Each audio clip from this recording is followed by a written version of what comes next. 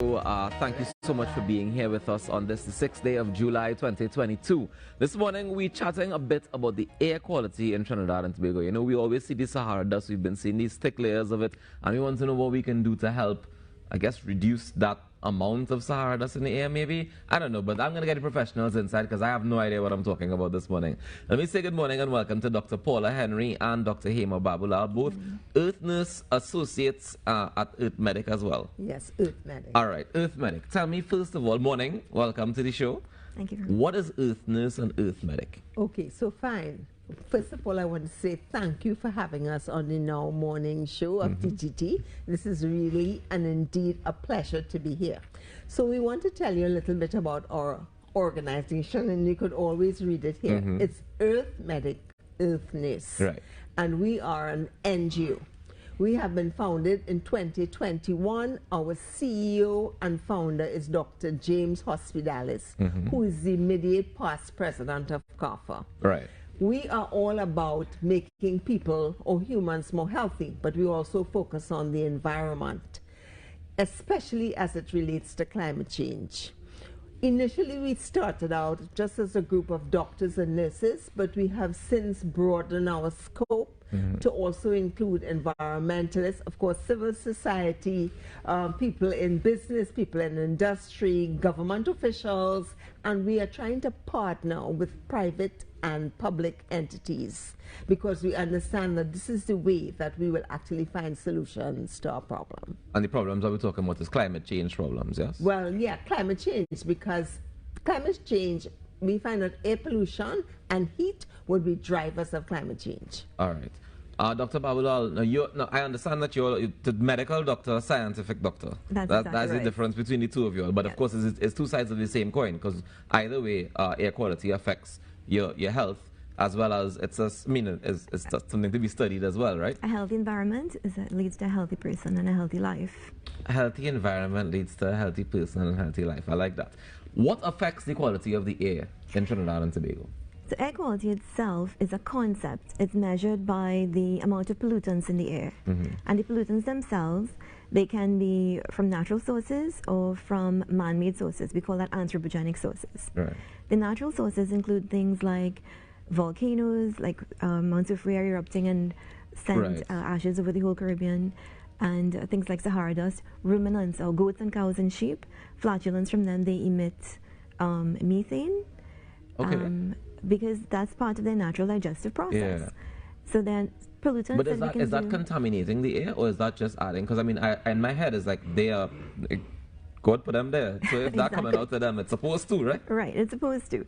So there are certain things that are just the way the world evolved that way, and that is the way it is. We didn't evolve in a sterile world, we evolved in a world full of chemicals. But we are now having chemicals in the air in amounts that are uncomfortable for human life, that are sometimes foreign to the way that we were evolved, and our bodies do not have the capacity to deal with it. And it's overwhelming the natural balance of the earth, so that the earth cannot now get rid of the contaminants as fast as they are being produced. So herein lies the problem. Yeah. We have, for the last couple of hundred years, been putting some pollutants into the air, and it used to be that the solution to pollution was dilution. But we now have so much of it that it's overwhelming the systems, the natural balance of the planet. And is it that our manufacturing industries is creating this problem, or this? So in Trinidad and Tobago, every country has its dynamic. Yeah. In Trinidad and Tobago, 80% of our greenhouse gases, for example, those are the gases that are in the atmosphere that are cooling onto the heat from the sun, and causing this global warming. 80% of that comes from our power generation and manufacturing sector, and some of it, a lot of it, comes from emissions from our vehicles, particularly diesel vehicles. Yes. Right. Because we love to drive here. But tell me about the impact of it on our health. How does air quality affect our health? I know people who suffer with asthma and stuff get automatically affected, but what about the rest of us? Okay, so everybody is impacted by poor air quality. So most people know about the Saharan dust and the fact that, yes, you would make your asthma worse, or you get allergies, sinuses, COPD. But it's not just that. We also are finding out that it affects the heart and heart disease.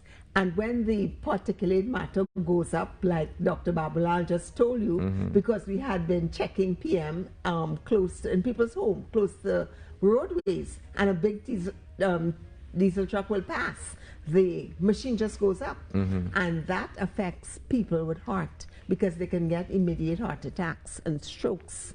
It also affects almost every organ of the body, so that it affects the neurological part of the body, so we are finding it also impacts Alzheimer's. But what we are interested, or I am interested in as a doctor, is the fact that the small particulate matter gets into the cord blood of the mother, and they can affect the organs of the baby. And of course, that causes premature babies and small birth weight babies. So we are not just looking at today, we are looking at air pollution getting worse, and it's affecting the babies in the future. All right, so this is how it's affecting our bodies and possibly the future. How does it impact on us from an economic perspective? Right, well, in terms of what air pollution does, it harms health. It's twofold. It harms people's health, which affects the health of your workforce. So you have people with general malaise.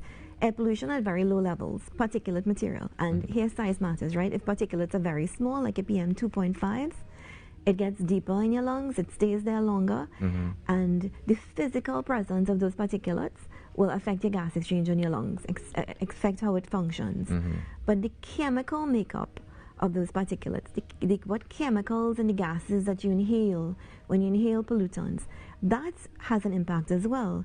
Some pollutants are more toxic than others, and what it does is generally make you feel sick. So otherwise, there are some pollutants that in otherwise healthy people can induce asthma-like symptoms. Right. So if you have a population that's generally exposed to pollutants, you're going to get sick. Yeah, you're going to get sick. You're going to have a population with higher hospital admittance. Okay, so sick days.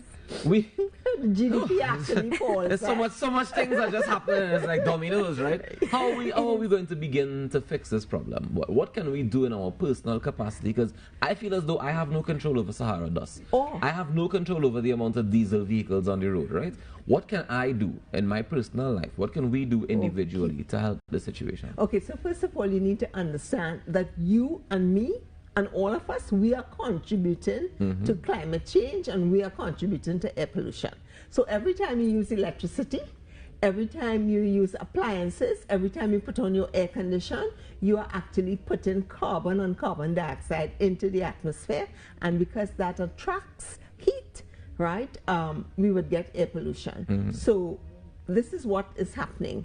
And of course, every time you burn, like you have forest fires, and you burn, when you burn indiscriminate articles, like if you burn tires, problems in landfills, all these things would be causing a problem. So if you want to help, turn off your lights, be aware that you using your air conditioner is causing a problem. Right. Try your best not to have any fires. Don't burn in your yard. Don't, of course, don't burn refuse, don't burn tires. So there's nothing that we can do to actually help the situation like this? This sounds like, I mean, there's great advice to be able to stop it from getting worse. But is there any way to start a reversal process, maybe? So leading off from what Dr. Henry was saying, there are some things we can do as people to protect our own health, right? And they include, if we have Sahara dust outside, the day they tell you, the EMA issues a warning saying Sahara dust is rampant. Yeah. If you know you have heart disease, if you know you're prone to asthma, take precautions. Generally, what are the precautions you can take? Wear your mask. Okay. Is one thing. Those dust masks are good for things other than COVID. They're good for dust. Go figure. Right? So wear a dust mask will protect you from dust. So that's one pollutant. As much as possible, avoid being outdoors if you can. And if you must stay, the only place you really have control over your environment is indoors. So if you know you're asthmatic and things, keep away from things like, don't have carpet and so in your house. Carpet is one of the worst things you can have for an asthmatic. House plants, generally they make you feel good, they have that sense of well-being, but plants live in soil. Soil have microbes and may have fungi and may release spores. So that's another source of contaminants that can affect your health. But in counteraction to that, though, don't plants also emit oxygen and good things that we need They as well? do. Yes. So how do we find that balance? Okay, so we find the balance because what we have is that plants are carbon sinks. Just like how we take in oxygen, plants take in carbon dioxide and carbon as a way of living. So we need to plant more green. There we go. Yeah, plant more green. There we go. Plant more trees. Plant more green. Plant more green. That's the message today. Ladies, unfortunately, that's all the time we have this morning, but I do want to thank you genuinely for coming and sharing with us this morning. If people want to get involved with Earth Medic, Earthness, how can they reach out to you guys? Okay, so they should put the website on the screen. I think they can put it up, www.earthmedic.com. So hopefully they're putting it up so you can click on it was that. up. It was up before. You wouldn't be able to click on it, but okay. you can see it and write it down. It's easy. It's www.earthmedic.com. Earthmedic.com. That's all it. right. Thank you. you. You can join and become a member. Nice. Just like Fantastic. Thank you so much, Dr. Paula Henry and Dr. Hema Babulal. Thank you guys so much for joining us this morning and for sharing this information with us. Thank you very much. And all the best going forward with Earth Medic and Earthness. Thank you very much. Earth Medic, Earthness. Earth Medic, Earthness. We take a quick break and come back with more inside the Now Morning Show. Go and plant something. Help the environment, help the air quality. That's what we're talking about. Plant green.